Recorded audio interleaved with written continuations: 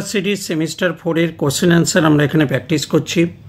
প্রথম question aniline থেকে ফ্লুরোবেনজিন বলেছে। প্রথমে এটাকে Na2 HCl 0 থেকে 5 ডিগ্রি সেন্টিগ্রেডে নিয়ে যেতে হবে। নিয়ে গেলে এটা ডাইজোনিয়াম সল্ট তৈরি করবে। এবার এই ডাইজোনিয়াম সল্টকে HBF4 দিয়ে হিট করলেই আমার কাছে ফ্লুরোবেনজিন হয়ে যাবে।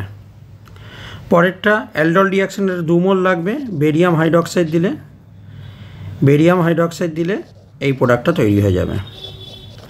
নেক্সট কোশ্চেন দেওয়া আছে, দেখো কিটোন থেকে এস্টার তৈরি করা হয়েছে। কিটোন থেকে এস্টার তৈরি করা বায়োর-ব্লিচের অক্সিডেশন CF3CO3H লাগবে।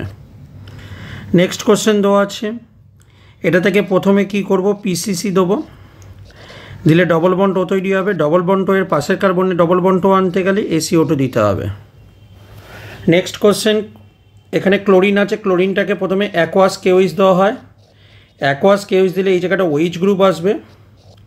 তারপর এখানে PCC দিয়ে দিলে এই OH গ্রুপের জায়গাটা ডবল বন্ড ও কনভার্ট হয়ে যাবে। তারপরে কোশ্চেনটা দেখো কি লাগবে, প্রথমে এটাকে পিনাকল করতে হবে, MgHg দিতে হবে।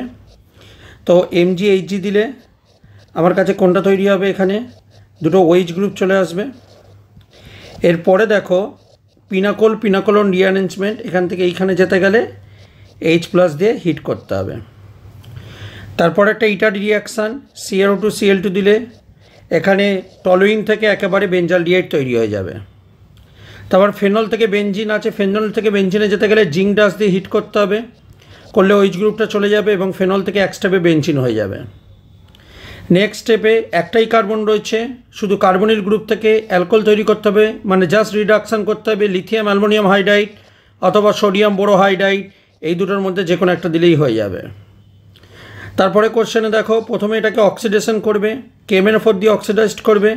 অক্সিডাইজড করলে এটা কী তৈরি হবে, এটা অ্যাসিডিক অ্যাসিড তৈরি হবে। তারপর দেখো এস্টার তৈরি করেছে। এস্টার তৈরি করার জন্য এখানে মিথানল নেবে আর কনসেন্ট্রেট সালফিউরিক অ্যাসিড নেবে। মিথানল আর কনসেন্ট্রেট সালফিউরিক অ্যাসিড নিলে কী হবে, H আর OH মিলে জল বেরিয়ে যাবে। জল বেরিয়ে গেলে যেটা তৈরি হবে CH3C ডবল বন্ড ও তার সঙ্গে CH3, অর্থাৎ এক স্টেপে এস্টার তৈরি হয়ে গেল।